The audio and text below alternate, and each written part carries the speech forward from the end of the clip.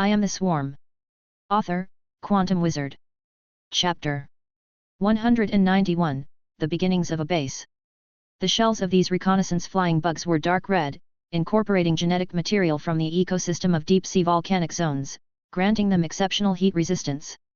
While their shells provided excellent natural camouflage, their status as reconnaissance units meant optical stealth systems were standard. As they flew, they seamlessly blended into their surroundings, vanishing from sight. These bugs were larger than standard template insects, with body lengths reaching over 20 centimeters. Their increased size allowed for the installation of more reconnaissance modules. Each possessed 8 eyes, arranged in 4 pairs around their heads. Each pair served a distinct function: high-resolution close-range vision, long-range ultra-wide-angle imaging, thermal imaging, and refracted light detection. This array enabled them to perceive nearly all visual information. Additionally, each bug had 2 pairs of cochlea. One pair received standard sound spectrum information, while the other processed ultrasonic feedback generated by wing vibrations colliding with objects. Given their uncertain working environments, their circulatory systems were fully enclosed. They housed miniature ecological circulation systems internally to supply energy. Beneath their wing membranes, nanostructured anti-gravity pyramids reduced flight energy expenditure. Their only weakness was their vulnerability to strong winds. Their size, weight, and wing structure left them ill-suited to resist high winds. Fortunately, Great Dawn Planet's internal regions were relatively calm, with wind forces ranging from 3 to 5 on the Beaufort scale. These reconnaissance flying bugs quickly completed a survey of the surrounding area, relaying 3D terrain maps. Even the native creatures lurking in hidden corners were exposed by their echolocation systems. Numerous specialized intelligent entities focused on biological anatomy began analyzing the features of nearby creatures. The untouched native species revealed much through their form's dietary habits, aggressiveness, and preferred attack methods were often deducible from physical traits alone. For example, the large monkeys from before had long, slender arms with prominent musculature, indicating considerable strength. The muscle distribution suggested frequent use, and their joint structure implied a proficiency in sweeping and throwing attacks. Their long claws, flexible joints, and arm construction hinted at excellent climbing skills. Their robust hind limbs, habit of squatting, and spinal structure suggested poor running ability. This analysis suggested the monkeys' optimal territory was the upper branches near tree trunks, where they likely built their nests. Their canine teeth were diminished, but their incisors were sharp like guillotines, capable of cutting through highly resilient plant fibers. Their molars were equally well developed for grinding food. This dental structure was a hallmark of omnivorous species, implying that the monkeys not only consumed the fungal carpet but could also handle meat. Other physical traits and their behavior revealed that this species was highly aggressive, often initiating attacks on other creatures. While some of this could already be inferred from the monkeys' previous attacks on the fungal carpet, the forest wasn't limited to them alone. Systematic analyses by the intelligent entities identified which species posed threats to base development. Such species would be targeted for elimination in the near future. From these investigations, it became clear that the large monkey group posed the greatest threat to the base's current development. Although they weren't the strongest or largest in size, other dangerous creatures were too far from the fungal carpet to pose an immediate concern. The monkey troop's proximity to the base, combined with their communal nature, volatile temperament, and the established hostility between the two sides, ensured continued conflict. Indeed, despite having destroyed the surface layer of the fungal carpet, the monkeys wouldn't let up. They regularly returned to inspect the area, much to Sarah Kerrigan's frustration as she monitored them constantly. Fortunately, after 10 days, the brood queen had grown to a size of 5 meters, and the first batch of spider combat bugs had hatched. These heat-resistant fiery red spiders measured 30 to 50 centimeters in length. They carried multiple toxins, had agile 8-segmented limbs, and were equipped with barbs, hooked claws, and impressive jumping abilities. Combined with dynamic vision and optical stealth, they were perfectly suited for combat in the forest's complex, multi-layered environment. The results spoke for themselves. Within days, the monkey troop, numbering over 100, had been reduced to a few survivors. Their short fur provided no defense against the piercing toxic barbs. Moreover, their reliance on visual detection was completely countered by the spider combat bug's optical stealth systems. While the monkeys were faster thanks to their size advantage, the swarm's echolocation-based 3D mapping system ensured no escape unless the monkeys fled over 100 kilometers in one go. Coordinated assassinations prevented any such retreats. The combined forces of ground-based and specialized combat demonstrated the swarm's battle prowess to the planet's native life forms. Creatures relying solely on instinct were no match for a systematic combat approach. As the Brood Queen continued to grow and the base expanded, the number of combat units surged, and the swarm's territory began to expand at an alarming rate. The latest swarm units had evolved to absorb radiation directly to sustain their vital systems. Comprising hybrid bioplant structures, many of these new units lacked conventional digestive organs altogether, subsisting entirely on absorbed radiation. In contrast, older swarm units still relied on ecological circulation systems, requiring complex energy conversions with lower efficiency. Nonetheless, even the older units were capable of surviving in space, their vital systems requiring only sunlight and minimal water to sustain activities for extended periods. This adaptability had drastically reduced the number of logistics-focused bugs in the swarm. Resource collection tasks were now largely handled by the fungal carpet, leaving only a few worker drones responsible for hygiene and a handful of burrower ants tasked with base expansion. Looking back, when he played with ants in the mud, millions would march to battle, supported by 300 to 400 million bugs handling logistics. Reflecting on those times left Luo Wen feeling a wave of nostalgia. The spider combat bugs were a mainstay combat unit that Luo Wen had meticulously designed during the age of dinosaurs. Their practical effectiveness had been proven in countless battles. While they were weak in direct confrontations, this wasn't a duel, it was warfare, and all strategies, no matter how underhanded, were fair game. Predatory and omnivorous creatures often prioritized attack power over defense, making them poorly equipped to handle hidden assassins. Against such adversaries, they were utterly defenseless. Chapter 192, Creatures from the Great Dawn Planet, 1. There was, however, one species that caused significant trouble for the swarm. This species resembled bats, with sturdy wing membranes spanning 2 to 5 meters. Their bald heads and ferocious, grotesque appearances were reminiscent of the mythical gargoyles. They lacked vision and were strictly nocturnal. They detected prey through thermal sensors and used echolocation generated by ultrasonic vibrations in their bones during flight. These capabilities effectively countered the spider combat bug's optical stealth systems. Coupled with their size advantage, the bats inflicted substantial casualties on the spider combat bugs. Sarah Kerrigan ordered the flying bugs to locate their roosts, hoping to strike their nests during the day. However, the reconnaissance revealed that the bats sheltered in dark caves during daylight hours, where many remained active and alert. The caves were so silent that even the faintest sounds made by spider combat bugs walking along the cave walls would alert the bats. Thus, the plan for a daytime ambush was abandoned before it even began. However, through further observation, the intelligent entities discovered a critical weakness in the bats: they struggled to differentiate friend from foe. Lacking vision, they relied solely on thermal sensors and echolocation for targeting, which proved problematic. During their nighttime hunts, the bats secreted a unique toxin that numbed pain but made them exceedingly aggressive. When they encountered one another mid-hunt, they often couldn't control their tempers, leading to frequent clashes even after realizing they were fighting their own kind. By day, the bats adhered to a different pattern: only one or two would attack intruders entering their caves, while the rest remained still. A single spider combat bug sent into the cave during an earlier reconnaissance had resisted briefly before being torn apart, which initially masked this behavior. Despite the delayed discovery, this information proved invaluable. The next day, while the bats rested in their lair, a swarm of flying bugs invaded the cave. Mimicking the bats' ultrasonic frequencies, they caused chaos. Many bats awoke, confused and agitated. Those already awake grew increasingly irritable. Instinct, however, does not equate to intelligence. When the ultrasonic signals reverberated wildly through the cave, disrupting their echolocation, the bats abandoned their typical rule of limited flight responses. A massive swarm of bats took to the air, attacking the flying bugs. Some of the bugs were instantly shredded, but the survivors continued deeper into the cave, emitting more ultrasonic signals. As more bats took flight, the confined cave space descended into chaos. Each bat's flight triggered ultrasonic vibrations, which ricocheted throughout the cave. The overlapping waves rendered their echolocation systems useless, forcing them to rely solely on thermal detection.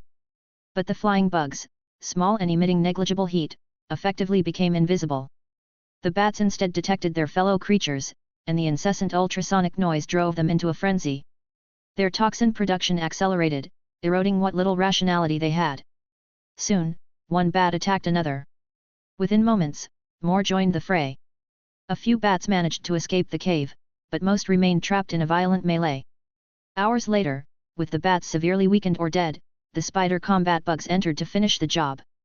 The bats that escaped were intercepted by the swarm, which had the capability to eliminate them but chose not to. This decision wasn't out of mercy. Luo Wen's main body was still about 20 years away from arriving. Though these creatures' genes held limited practical value for the swarm, Luo Wen had a compulsive habit from his gaming days, an obsession with collecting.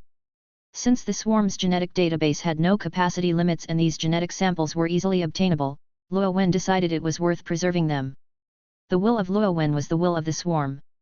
Even if Sarah and the intelligent entities had reservations, they executed his orders without hesitation. As a result, the swarm focused on driving off aggressive species rather than eradicating them. Herbivores near the base were left alone as long as they didn't consume the fungal carpet. After all, their carbohydrate-based bodies yielded less energy than the fungal carpet could extract from the ground through chemical synthesis. After surviving its initial vulnerable phase, the base quickly established itself in the forest. As combat units increased, the swarm's territory expanded rapidly. Under the army's protection, the fungal carpet spread at an astonishing rate. After several encounters, the forest creatures recognized it as an invincible force. Reluctantly, they abandoned their ancestral homes and migrated elsewhere. Though the swarm had only explored a small part of Great Dawn Planet, the lack of formidable native species was evident. The visit team relaxed, no longer needing reinforcements. The next two swarm meteors did not land on Great Dawn Planet for support. Instead, under Sarah's guidance, they waited in orbit around neighboring planets. The neighboring star system only had the Great Dawn Planet as a habitable world, where older generation swarm units still had a role. Other planets were barren, lacking atmospheres, and any bases built there would likely need to be dismantled and recycled once Luo Wen's main body arrived. It was more efficient to wait. On Great Dawn Planet, the red forest had been completely overtaken by the swarm. The ground turned purplish-gray, and the native fauna vanished, forced to retreat far away. The fiery red trees, though still thriving, were immobile and became the swarm's reserve food supply, ready for harvest at any time. With abundant resources, larger creatures began production. Months later, 200 storm gods took to the skies. This deployment was a precaution after witnessing large aerial creatures during the swarm meteor's descent. Having learned from the monkey debacle, Sarah approached aerial exploration cautiously. But with 200 storm gods, a top-tier species that had once dominated the skies of the Genesis planet, she was confident they could handle any challenges posed by the planet's native aerial species. Chapter 193, Creatures from the Great Dawn Planet, 2. The storm gods, with their 20-meter wingspans, were ill-suited for maneuvering within the forest. Their domain was the sky above the treetops. Upon taking flight, the storm gods quickly noticed distant figures circling in the sky. They regrouped into formation and flew toward the unidentified creatures. As they approached, the true forms of these figures gradually came into focus. The creatures resembled large birds. Perhaps due to the intense heat of the Great Dawn Planet, many creatures here lacked head fur to aid in cooling. The monkeys were bald, the bats were bald, and even these large birds were bald. Their elongated necks made them look like oversized vultures, magnified dozens of times.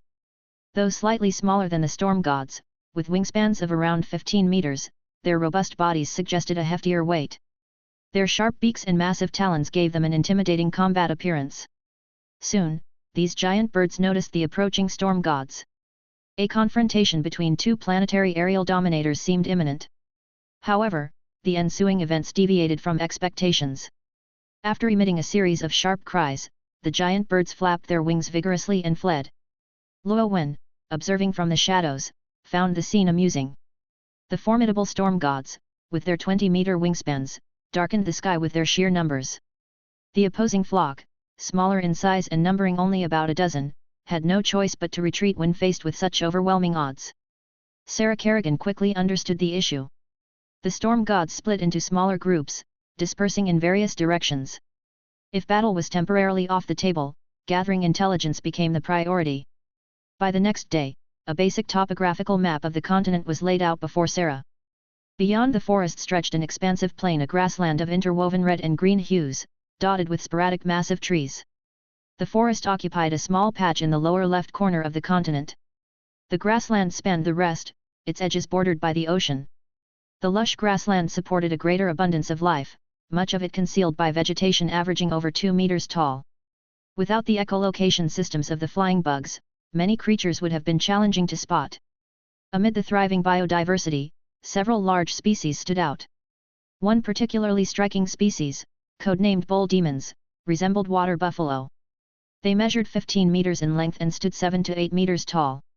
Their backs arched high, adorned with sturdy bony spikes along their tops and sides. Their heads bore 2 pairs of thick, curved horns. With densely packed muscle and massive bodies weighing over 100 tons, their short, thick limbs bore tremendous weight. These allowed for limited agility, enabling them to swing their heads and horns effectively. However, they were incapable of running, moving only at a slow shuffle. These herbivorous behemoths relied on their formidable defenses, akin to walking fortresses on the grassland. The challenge of sustaining such massive bodies with plant-based energy alone meant that bull demons spent their lives in an endless cycle of eating. They continued eating until they could no longer consume enough to sustain themselves, ultimately succumbing to starvation and becoming a feast for the grassland's carnivores. Watching the seemingly endless supply of fresh grass around the bull demons, Luo Wen mused that only such an extraordinary environment could give rise to these creatures. Another notable species, dubbed the Great Dawn Giant Lizard, bore a resemblance to crocodiles. Adults reached 20 meters in length and were covered in keratinous scales. Their heads, a hybrid of bird and demon, were sharp and elongated. Unlike the flat mouths of demons, their snouts resembled cones. Their tongues were long, slender, and highly flexible, capable of lashing out nearly 50 meters to snatch smaller prey. Unlike crocodiles, their more slender bodies and longer limbs allowed for greater agility.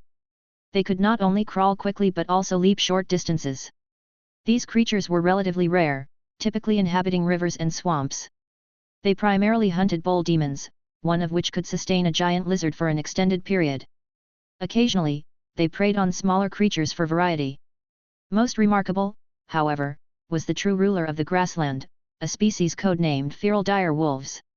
Though called wolves, they bore a greater resemblance to smaller tyrannosaurs from the Genesis planet. Their heads resembled those of birds but featured carnivorous dinosaur-like mouths filled with sharp teeth. Their jaw structures suggested immense biting power. With slightly arched backs covered in coarse, spiny fur, their slim waists, powerful legs, and lizard-like tails were optimized for running and leaping. Unlike tyrannosaurs, the dire wolves had unique forelimbs. Though they primarily relied on their hind legs for movement, their forelimbs were long and slender, resembling those of primates.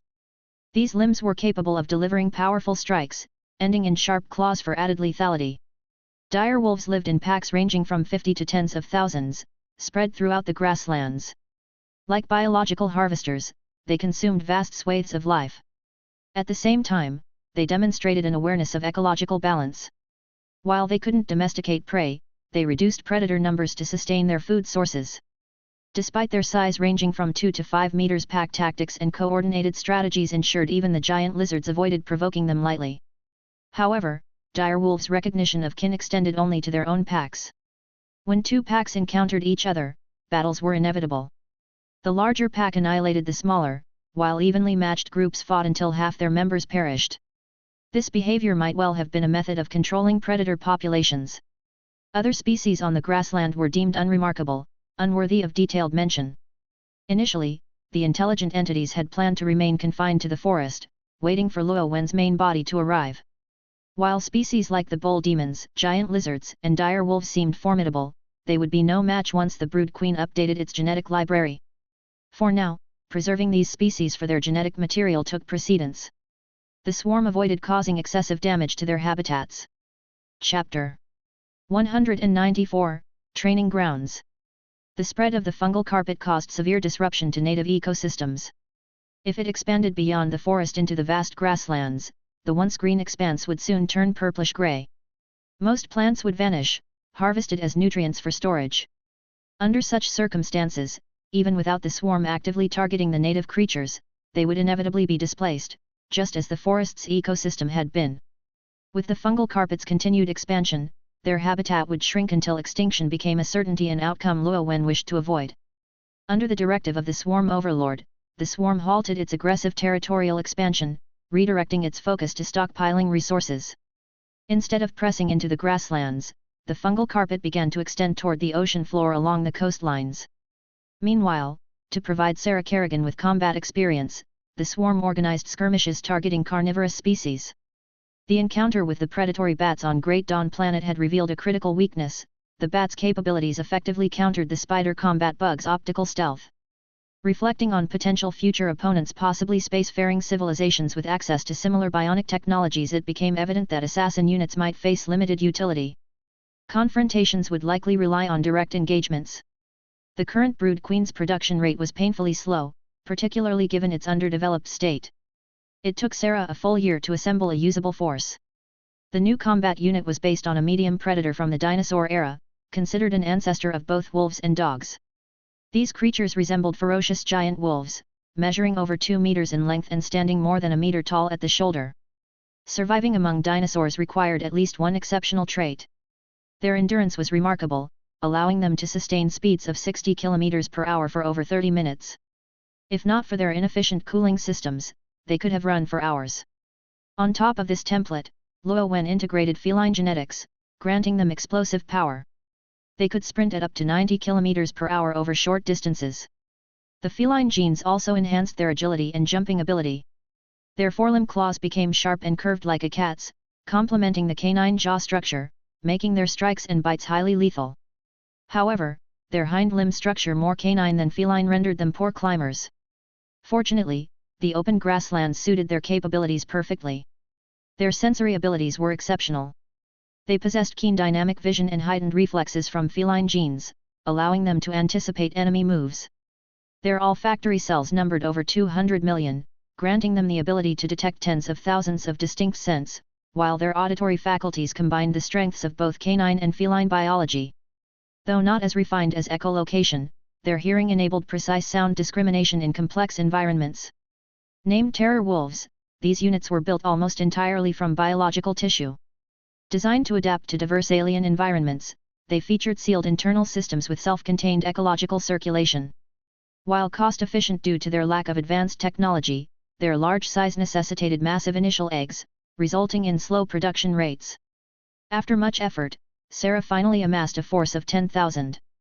With her forces ready, Sarah used reconnaissance from high-altitude storm gods and low-altitude flying bugs to identify a target. The chosen target was a pack of over 5,000 feral dire wolves, one of the strongest predator clans on the grassland.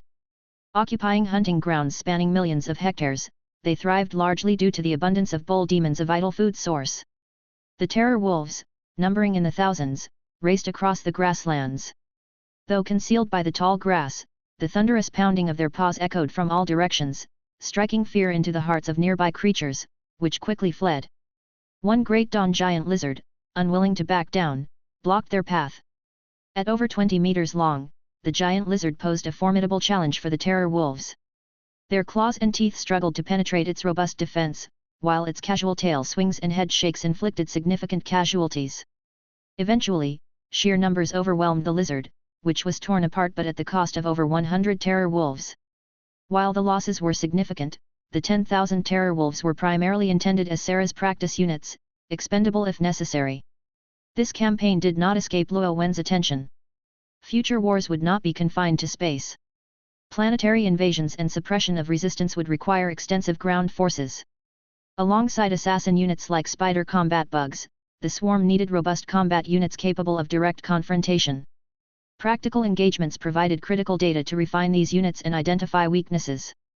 The battle with the giant lizard highlighted a glaring issue: insufficient attack power. Facing heavily armored foes or potential future enemies like large mechanical units relying solely on teeth and claws would be ineffective. Luowen contemplated equipping main combat units with cutting or piercing weapons to address this shortfall. The Terror Wolf army continued its advance, eventually encountering the Dire Wolf pack. Despite their shared lupin names, the two species were unrelated. There were no pre-battle taunts. Both sides charged headlong into a brutal melee. The spectacle bored Luowen. While smaller than the dire wolves, the terror wolves, with their hybrid genetic advantages, excelled against enemies only slightly larger than themselves. The two sides clashed with ferocity, pouncing, biting, and tearing at each other. Blood and flesh flew as casualties mounted rapidly. However, this exercise was intended to train coordinated tactics. When the battle reached a stalemate, Sarah called for air support. Over 100 storm gods arrived overhead, releasing thousands of flying kamikaze bugs. Originally designed as air-to-air biomissiles for exterminating pterosaurs, these units had been repurposed for ground targets. Recent technological upgrades significantly improved their accuracy. With a series of piercing whistles, the kamikaze bugs struck, wiping out half of the dire wolf pack in moments. Primitive creatures like these had no defense against such coordinated air-ground assaults. Massive casualties among their kin had not deterred the dire wolf's death was commonplace on the grasslands. But the screeching whistle of the missiles instilled sheer terror. Driven by fear, they scattered, turning a pitched battle into a chaotic pursuit. Agonized howls echoed across the plains. Chapter 195, The Behemoth. Luo Wen no longer paid attention to the situation. Terror wolves were effective in combat against smaller or similarly sized foes, or even slightly larger enemies. With some further modifications when time allowed, they could serve as a main combat unit.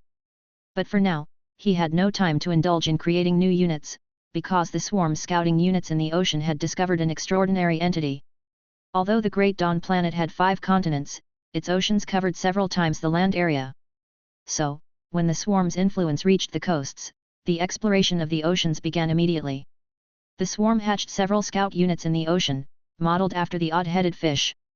However, with only one brood queen, the production of these scouts was limited to just over 3,000 due to the need to prioritize essential units and also the eggs of terror wolves.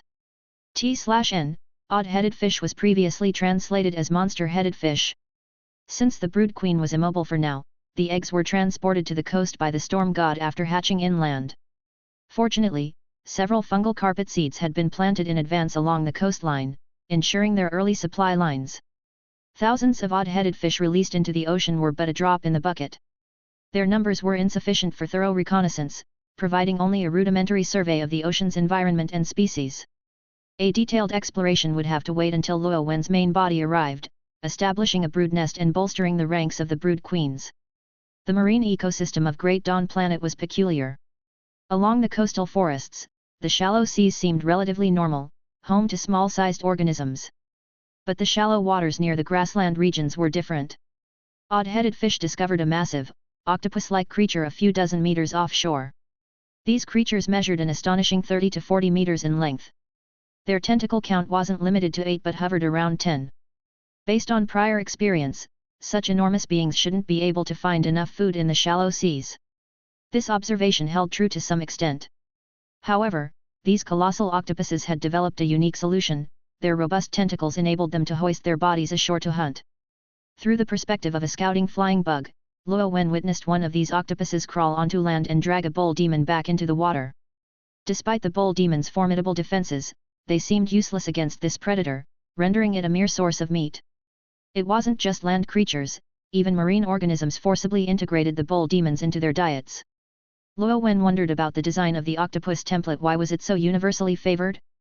It seemed that regardless of the planet, atmospheric and aquatic creatures were particularly inclined toward this form. Yet, from Luo Wen's extensive knowledge, these giant octopuses didn't yet qualify as extraordinary. That title belonged to another creature, one that treated these octopuses as mere playthings. A colossal shadow emerged from the deep sea, resembling a small island rising from the depths. The shadow spanned about 100 meters in length, with a pointed head, a massive and rotund body, sturdy limbs, and a long tail. This behemoth had been slumbering approximately 2,000 meters below the ocean's surface. How long it had slept was unknown, as its body was entirely concealed beneath layers of rock and coral, making it appear lifeless. Odd-headed fish had passed the area multiple times, detecting faint radioactive emissions but no signs of life. Intelligent entities hypothesized the presence of high-energy minerals. Such minerals were highly prized by the swarm. Once harvested and stored in the embryonic chambers of bioships, they significantly accelerated growth, with the rate of development varying depending on the mineral's radiation level, but at least 2 to 3 times faster than sunlight exposure. Upon detecting this potential mineral site, the swarm transported a fungal carpet seed and hundreds of worker drones to the location. The fungal carpet's robust roots penetrated the ground, secreting lichen liquid to dissolve the rock and coral, gradually extending toward the radiation source. The roots eventually reached a peculiar, scale-like fossil, though it felt no different from ordinary rock. The fungal carpet, lacking intelligence, ignored this anomaly.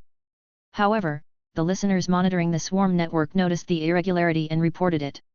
Despite its novelty, the visit team's intelligent entities had not yet made sense of it when the area suddenly displayed signs of life. The biosignatures grew increasingly intense. The ground trembled, and masses of rock and coral were lifted and scattered as a gargantuan creature emerged from the radiation source. Its head was 7 to 8 meters long, 6 meters wide, and 5 meters high, large, yet small compared to its 100-meter-tall frame. Its neck was exceptionally thick, almost the size of its head, giving the impression of a face and eyes embedded in its throat. The neck featured prominent gill-like structures, and its muscular body was covered in coarse, hard keratinous scales. Its robust forelimbs appeared incredibly powerful, with 4 massive claws nearly the size of its head that could flexibly grip and release. The creature's immense body, verging on obesity, was supported by disproportionately thick hind limbs, making its forelimbs appear relatively short. A long tail extended nearly 100 meters, equal to its height, while sharp dorsal fins lined its back, glowing faintly blue since its awakening. When the monster rose, Luo Wen's attention shifted entirely from Sarah's game. The Visi team's intelligent entities exclaimed in disbelief, declaring the sight scientifically impossible. Luo Wen scoffed inwardly. They held meetings inside the pinnacle of scientific impossibility and yet judged others. Still, the monster indeed defied conventional understanding. Judging from its appearance, surface structure, musculature, and the water currents and geological shifts it caused, its body mass likely reached tens of thousands of tons. Within the swarm's technological framework, it was inconceivable how such a massive creature could sustain itself. While bioships surpassed this monster in size, most of their structure consisted of ultralight aerogel materials. It would take over 1,000 similarly sized bioships to match the weight of this single behemoth. But that was a good thing. Unknowns represented opportunities for advancement. When Luo Wen's main body arrived, uncovering its secrets would be as simple as taking a few bites, leaving no mysteries unsolved. Still, why did this creature's design feel so strangely familiar? Chapter 196, The Breath. The monster, its slumber interrupted, awoke with a foul temper. Coupled with what seemed to be an inherently violent disposition, it began venting its frustration the moment its bodily senses returned. Due to its corpulent physique, bending over was impossible for the creature. Instead, it utilized its tail. With a swift motion, the tail whipped through the water at a speed exceeding 1,000 km per hour. The tail's sheer force created a cavitation effect in the water, and the purple-gray fungal carpet had no means of resistance. The fungal carpet and the ground it clung to were obliterated in a single strike. The monster followed up with several more attacks, churning the seabed into a cloud of silt and debris. Despite its overwhelming strength, however, the creature's assault had little effect on the fungal roots that had already extended tens of meters underground. After a brief frenzy, the murky waters seemed to agitate the beast further. It paused momentarily and used some unknown means to sense the direction of land. Soon after, a massive shadow emerged from the depths, making its way toward shallower waters. Though the creature's body was tremendously heavy, it displayed an unexpected agility in swimming, employing what appeared to be a form of field propulsion. The blue light along its dorsal fin flashed rhythmically from top to bottom, generating a magnetic field to propel its body through the water. The intelligent entities speculated that the creature's unnatural body proportions might also be linked to this magnetic field. The monster quickly reached the shallows, where the massive octopuses scattered in panic. However, their speed was no match for the black tech-powered monster. One of the giant octopuses was soon caught, becoming the monster's first victim. Despite its 30-meter length, the octopus was nothing more than a toy in the creature's claws. The octopus suctioned its tentacles onto the monster's arm, but the strength difference was laughable. With ease, the creature ripped off several tentacles and stuffed the octopus's main body into its maw, tearing it apart. Ink mixed with the octopus's bodily fluids dripped from the monster's sharp teeth. Curiously, it didn't eat its prey, instead discarding the lifeless carcass and moving on to chase the next octopus. The giant octopuses, unable to escape underwater, became easy targets. After 2 more were killed, they fled haphazardly toward land in desperation. The monster followed, drawing ever closer to the shore. As it approached, its massive body gradually emerged from the water. Soon, the seawater only reached its waist, and the level continued to drop rapidly. Without the buoyancy of water, the monster's unique physiology allowed it to support its immense weight, though its movements became significantly slower. Each step it took sent tremors across the ground, akin to a minor earthquake or the detonation of hundreds of kilograms of TNT. Its slow march left deep, enduring footprints in its wake. Meanwhile, the land-bound octopuses, despite their aquatic nature, managed to outpace the lumbering behemoth. Driven by sheer survival instinct, they disappeared from the monster's view. The disappearance of its prey only exacerbated the monster's irritation. Coincidentally, Sarah's gaming area was just over 10 kilometers from where the monster had made landfall. The monster's hearing seemed far more acute than its vision. The howls and growls of dueling wolves quickly drew its attention. However, given its sluggish pace on land, the battle would likely conclude long before the monster arrived at the scene. The beast seemed to understand this, its frustration mounting as its slow speed thwarted its curiosity. Suddenly, the blue light along its dorsal fin began emitting a low humming noise, and a magnetic field enveloped its massive form.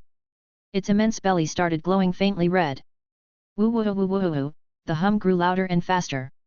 As the noise reached a crescendo, the monster locked onto the direction of the sound, opened its gaping maw, and the red glow surged upward from its abdomen. A beam of red energy shot forth from its mouth, traveling over 10 kilometers to the battlefield. Though much of the energy dissipated during its journey, it still managed to detonate into a mushroom cloud upon impact. Atomic breath? Thermonuclear breath? God! Godzilla! Luo Wen finally realized why the creature's design felt so familiar.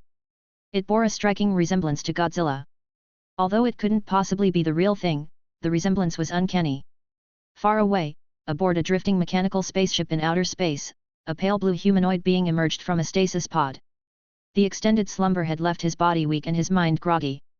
He shook his head slightly and glanced at the timer beside the pod. Celia, there are still over 10 years until our destination. Why have I been awakened early? Has something happened? Captain, the monitoring instruments have once again detected a fusion reaction on planet T853. Due to our closer proximity, the detection is exceptionally clear. This is confirmed to be non-natural in origin, replied a mechanical female voice. Non-natural, then it's artificial? It's been over 50 years. I didn't expect the Academy's hypotheses to be accurate after all. An emerging civilization, perhaps? Ha! The captain chuckled wryly. Once ostracized and assigned to this perilous mission as a form of exile, his fortunes now seemed to be turning. If he truly discovered an intelligent civilization on T853, the wealth it would generate would be astronomical. As the captain of the exploratory vessel, his name would be etched into recon history. Shaking his head to clear the residual effects of stasis, he exhaled deeply and addressed the empty room. Celia, which team is currently on duty? Captain, the 3rd Navigation Team is currently handling duties. They are en route and will arrive in approximately 51 seconds, the mechanical voice responded. Good. Awaken the 4th Navigation Team, the 1st and 2nd Research Teams, and the Captain and Vice Captain of the Guard Unit. Notify them to gather in the conference room in 2 hours, the Captain ordered after a moment's thought. Understood, Celia replied before falling silent. Moments later, after a series of verification sounds, the room's doors slid open, and several pale blue humanoids in yellow and white uniforms entered. Captain Reggie, you've awakened. I assume you've received Celia's briefing. What are your next orders? Asked the lead humanoid. Lieutenant Frick, let this old man recover first, Captain Reggie said, still regaining his strength. After a deep breath, he continued, I've already instructed Celia to wake the others. We'll discuss further in 2 hours during the meeting. For now, can you tell me if anything unusual has happened during your team's watch? Captain, the 3rd Navigation Team took over from the 2nd 2 years ago for a 5-year rotation. Since then, operations have been smooth. Energy levels are at 76.1%, speed has been maintained at 1/9 light speed, and no abnormalities have been observed, Frick promptly reported. Excellent. Frick, it seems you've done well these past years. Now, let's wait for the others to wake, Captain Reggie said with a faint smile. Chapter 197, The Meeting.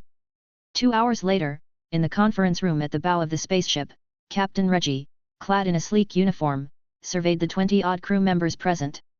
With a serious expression, he began, everyone, apart from the 1st and 2nd Navigation Teams and the security team, all other personnel are now gathered here. This marks the first time since our mission began that so many of us have been awakened at once. I believe you all already understand the reason for this emergency assembly. After a brief pause, Captain Reggie continued, over 60 years ago, our most advanced observation technology detected an anomalous energy burst on planet T853 in the T85 star system. The news brought us both excitement and anxiety. We were thrilled because, amidst the vast cosmic sea, we are not alone. But we were also uneasy because we know nothing about the nature of these potential neighbors. Judging by our own history, and considering that this is an entirely unknown species, we can imagine the range of possibilities. While a small minority called for peaceful coexistence, fortunately, most of us remained rational. That's why we initiated Operation Cat's Ear and built this very Cat's Ear spacecraft. Over 50 years ago, each of you, elites among the Recon people, boarded this ship for various reasons to embark on a mission estimated to take about 130 years. Although most of your time has been spent in stasis, life for our loved ones on our home planet has continued to move forward. His gaze swept across the room, where many crew members were lost in thought, their memories stirred.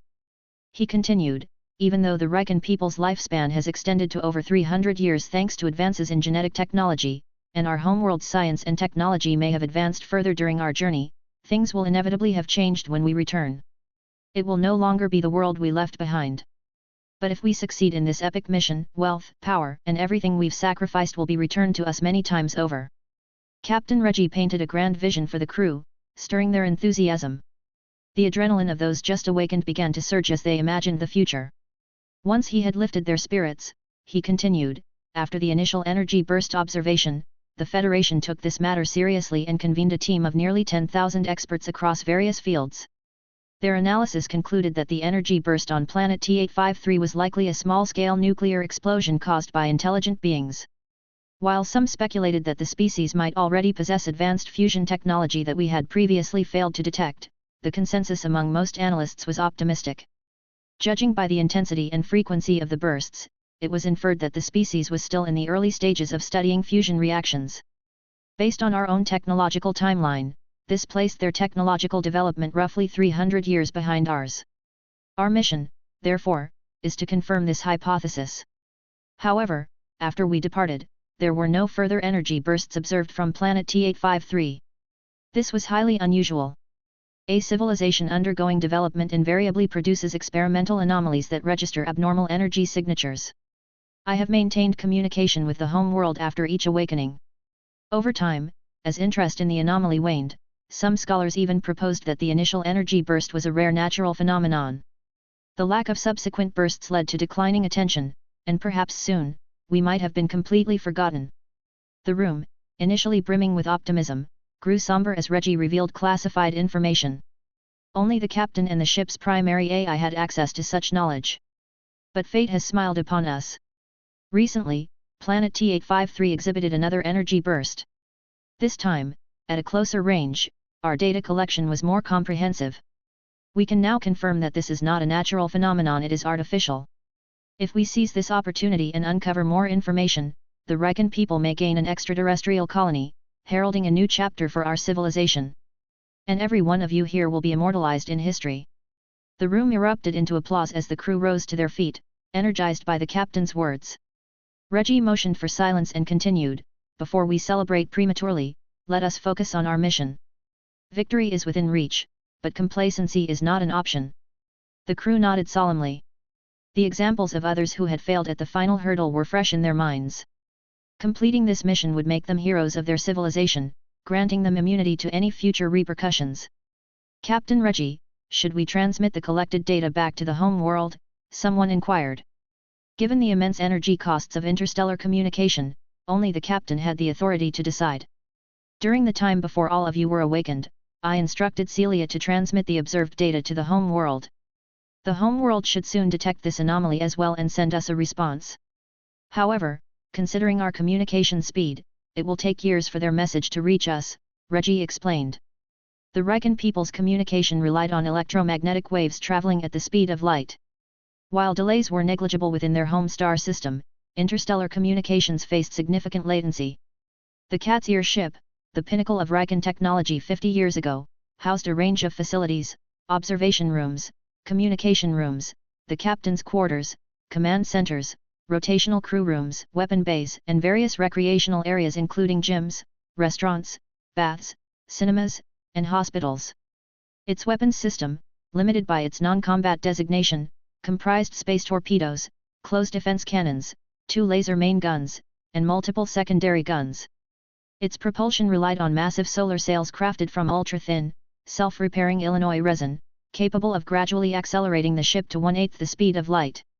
Having traveled 4.3 light-years from their home star system, a one-way message took over 4 years to reach home. Round-trip communications now required about 9 years due to their continued travel. "Captain, what are our immediate tasks?" someone asked. "We are currently 1.1 light-years from planet T853. In 5 years, we will begin decelerating, requiring a total of 11 years to reach the planet. During this time, I want all of you to stay vigilant.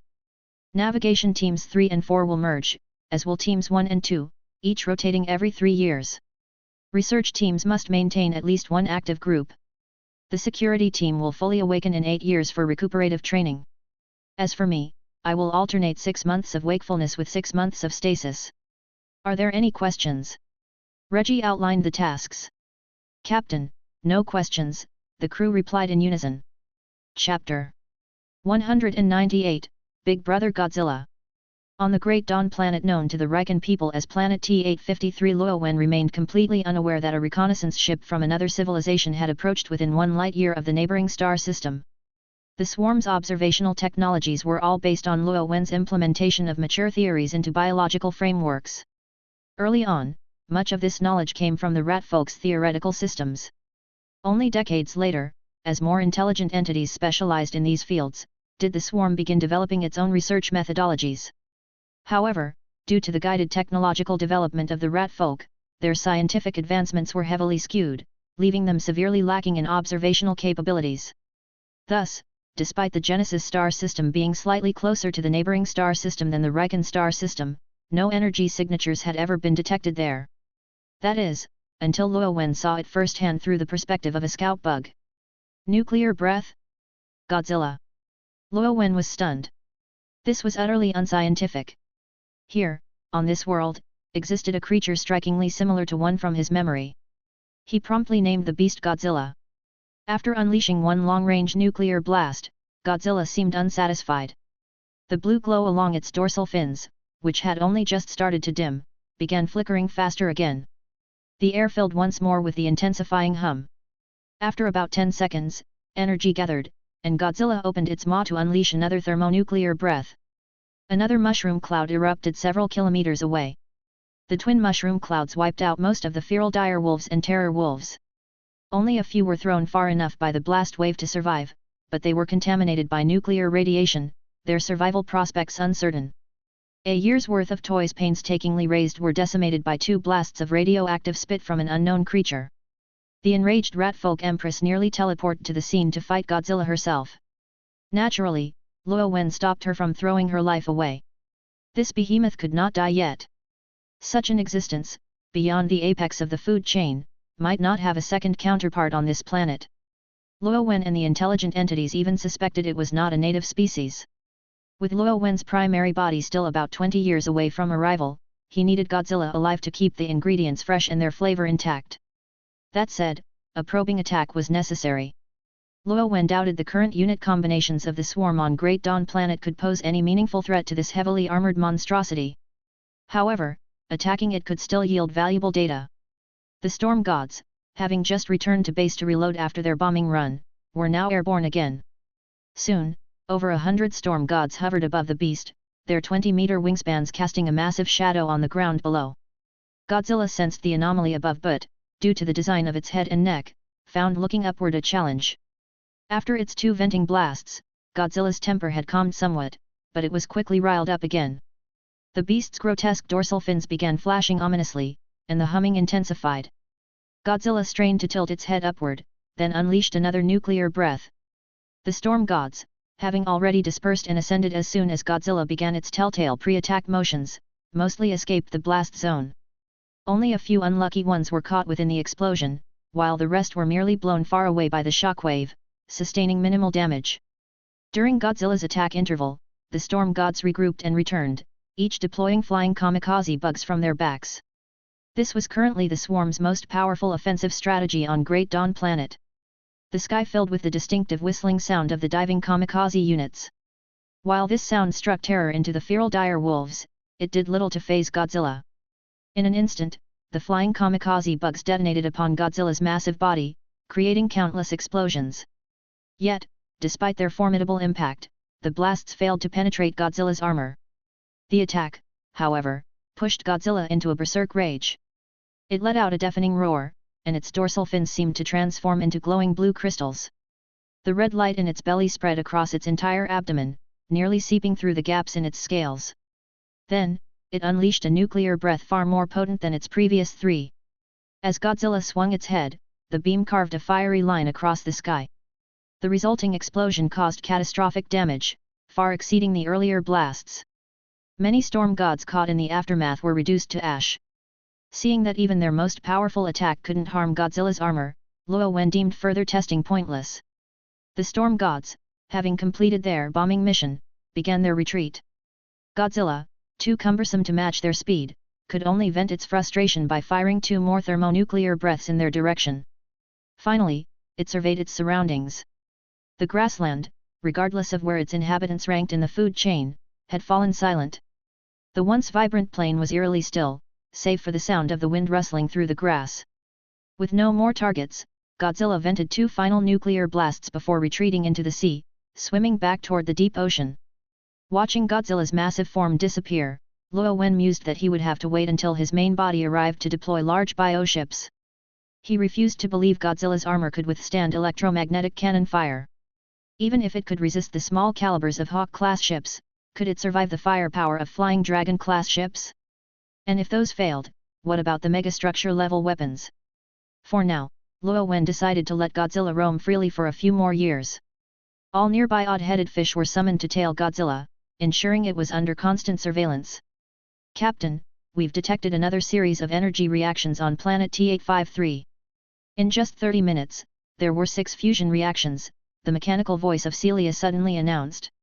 "What's going on? Could an unknown civilization have initiated nuclear warfare? What kind of experiment would require such frequent nuclear detonations?" "Celia, summon all awake personnel to the conference room in 30 minutes, Captain Reggie ordered with a frown. "Understood, Captain." The recently adjourned crew was quickly reassembled. "Everyone, I apologize for the inconvenience, but the situation is urgent. Celia has briefed you on the general context. Now, let's hear your thoughts," Captain Reggie said. "Captain, with so little information, our best guess is that an unknown civilization is waging war. The frequency of fusion reactions suggests as much. However, if the conflict were quickly quelled, there might not be further detonations," one Riken member suggested. "Agreed. Given their presumed research progress, it's improbable they would require such frequent fusion reactions for experiments. Moreover, if they were conducting tests within laboratories or specialized equipment, we wouldn't detect such energy signatures. Only open-air detonations yield such precise data," a researcher added. "These repeated bursts likely indicate warfare. Combining this with earlier data, it seems the unknown civilization's fusion research has stagnated over the years. I suspect their technological progress lags far behind the timeline we initially estimated. Not every civilization is as exceptional as us Riken," the researcher concluded smugly. His statement garnered widespread agreement, especially the last remark, which filled the crew with pride. Captain Reggie nodded, aligning with this conclusion. "If this is true, all the better. Let us, the superior Riken people, guide this primitive civilization toward enlightenment." The room erupted into applause. Chapter 199, The Discovery. On Great Dawn Planet, the swarm shifted its strategic focus to the oceans. The production of the odd-headed fish scouting units skyrocketed, with storm gods tirelessly ferrying their eggs to the seas. Luo Wen intended to thoroughly survey the planet's oceans in the years leading up to his primary body's arrival. The appearance of Godzilla suggested the potential existence of other monsters, like a Skull Island kaiju or King Ghidorah. But as time passed, it became clear his fears were unfounded. Thanks to the low production cost and compact size of odd-headed fish eggs, their numbers grew to hundreds of thousands. These marine scouts, working tirelessly, mapped the ocean floor. Whenever they detected anomalous radiation, a fungal carpet seed was sent to stir up trouble. Unfortunately, they found no trace of monsters akin to Ghidorah or even a second Godzilla. Meanwhile, the continent where the swarm's base was located had been thoroughly explored, along with the other 4 continents, thanks to large numbers of scout bugs ferried over by storm gods. These smaller, cheaper flying scouts worked diligently like their aquatic counterparts. Sadly, the land yielded no significant discoveries either aside from some large primates that fell woefully short of kaiju status. With her toys annihilated by 2 nuclear breaths, Sarah could no longer train new units since the production sequences were filled with scout orders. Left with little to do, she turned her focus to monitoring Godzilla, waiting for Luo Wen's arrival. Since its rampage years ago, Godzilla had returned to its resting place. It seemed to survive solely on radiation and only killed to vent its frustration. Having recently awakened, Godzilla appeared unable to resume hibernation immediately. Instead, it emerged periodically, seemingly holding a grudge against the purple-gray fungal carpet that had disturbed it. Each time it surfaced, it destroyed large patches of the carpet along the coastline. However, its rampages only damaged the surface layers of the fungal carpet. The roots remained mostly intact, allowing the carpet to regrow swiftly once Godzilla retreated. Luo Wen shifted his focus away from Great Dawn Planet, leaving the visit team to oversee operations. Confident no major issues would arise, he concentrated on self-improvement. As the pool of gene templates available for adaptation dwindled, the swarm's technological advancements increasingly relied on Luo Wen's ingenuity. He needed to bolster his knowledge base to sustain progress. Life settled into a peaceful routine. Luo Wen assumed this calm would last until his primary body arrived on the Great Dawn Planet in over a decade. But an unexpected development disrupted all his plans. A previously lost swarm meteor suddenly reconnected to the network. During its initial flight, it had collided with a piece of space dust weighing only a few grams. Yet the high velocity of the collision caused severe damage to both sides. The dust disintegrated into finer particles, while the swarm meteor shattered into fragments. A larger spore capsule fragment decelerated and altered its trajectory, eventually captured by the gravitational pull of a passing comet. The comet consisted primarily of solid ice with a substantial amount of gaseous water on its surface. This provided the spore capsule with enough moisture to sustain its biological form. As the comet traveled, it entered the communication range of a secondary generation swarm meteor launched later. The lost capsule, after decades of drifting, was finally reintegrated into the swarm's network. Upon inspection, the spore capsule's brood queen egg was missing. However, the fungal carpet seed remained intact and functional. Unfortunately, the nearby swarm meteor relied on hydrogen-oxygen propulsion and was over a light-year away, making direct assistance impossible. Luo Wen decided to activate the fungal carpet seed, allowing it to establish itself on the comet. The spore capsule would remain concealed and act as a mobile surveillance unit and network node as the comet roamed through space. Initially, Luo Wen viewed this as a minor event, unworthy of further attention. But during a study break, curiosity prompted him to review the spore capsule's records, particularly the high-speed collision, the only instance where a swarm unit had survived such an event. Though much of the spore capsule was gone, several observation devices remained operational. After considerable tinkering, Luo Wen retrieved its historical data. What he found was astonishing. The records revealed that an alien spaceship had once passed within a few million kilometers of the comet. The spore capsule's surviving optical systems, designed as highly advanced super-telescopic eyes, typically struggled to discern distant objects. But this spaceship was impossible to miss. It was blindingly bright, radiating immense light like a miniature sun, demanding the attention of the observation systems. Shocked, Luo Wen convened an emergency meeting of the intelligent entities.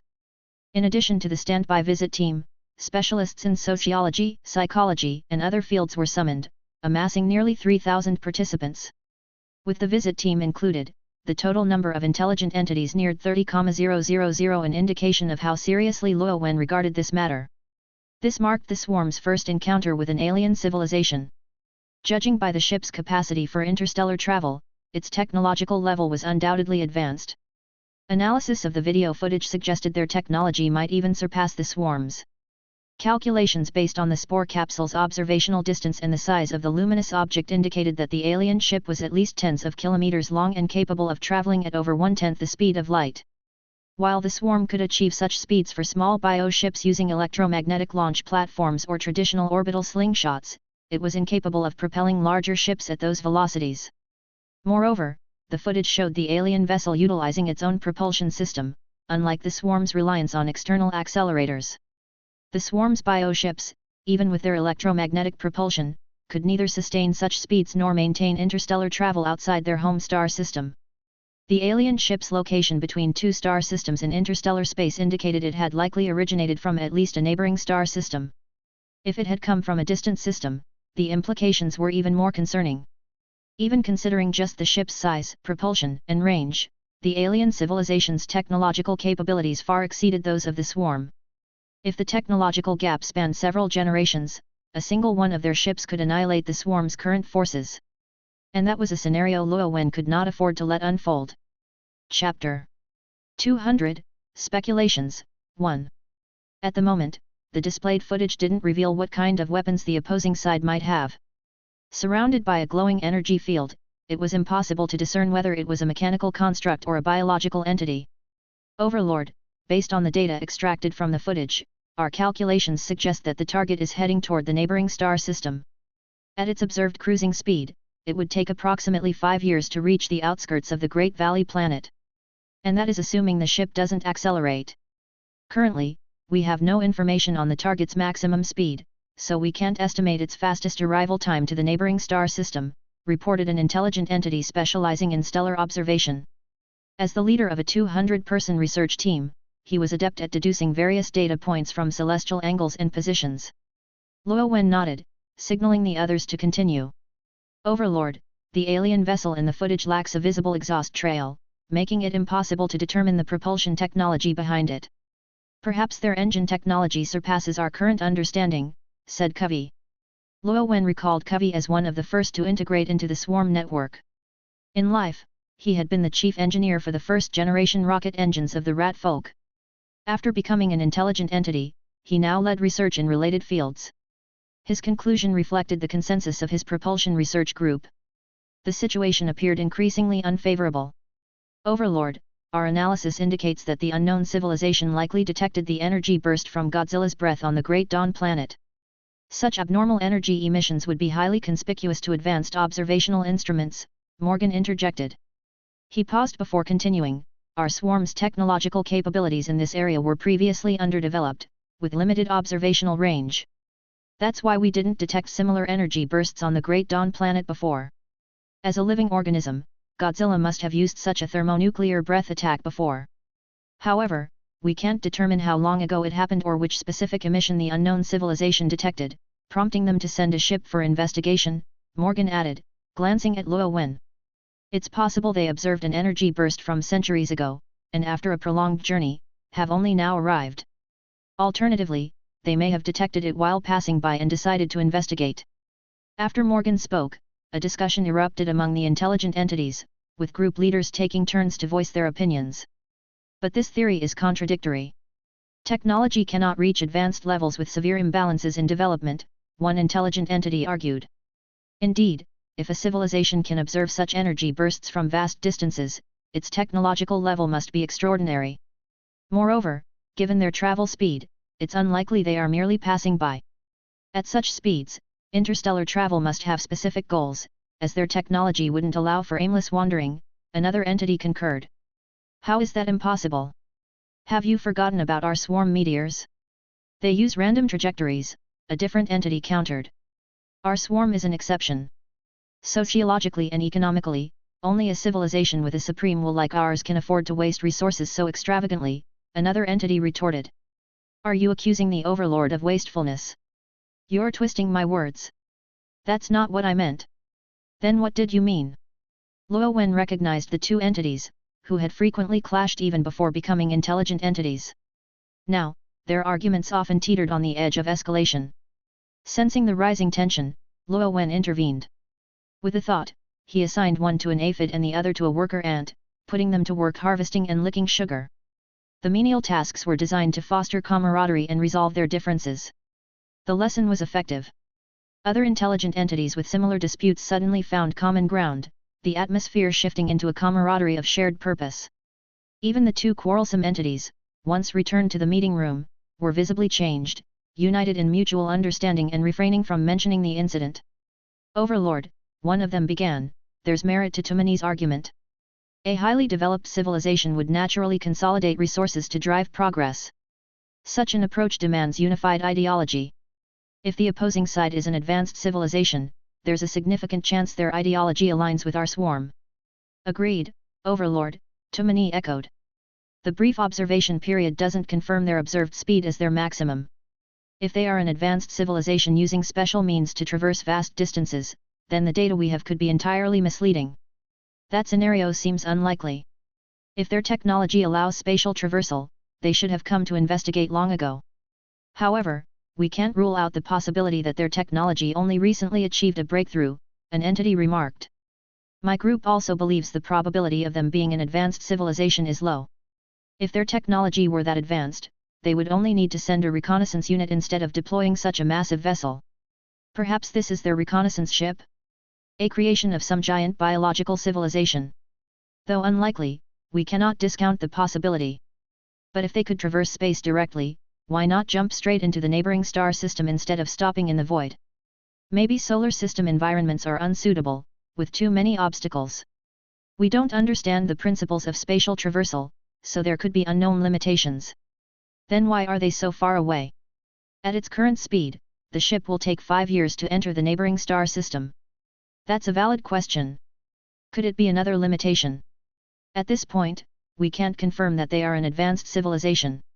It might be something entirely different. Let's not get sidetracked. I can't shake the feeling that their ship embodies contradictions, someone mused. Same here. To accelerate a ship several kilometers long to a tenth of the speed of light would require extraordinary technology. But their vessel emits an intense glow, indicating severe energy leakage. Advanced technology shouldn't exhibit such inefficiencies. Exactly. Agreed. I felt something was off before as well. Yes, advanced civilizations shouldn't waste energy this way. They should harness every ounce efficiently. One entity's observation quickly gained widespread agreement. But this is all speculation. We don't know what technology at that level truly looks like. It could be a work in progress, an experimental model. Why would they send an experimental model here? And so, the intelligent entities delved further into a whirlwind of hypotheses.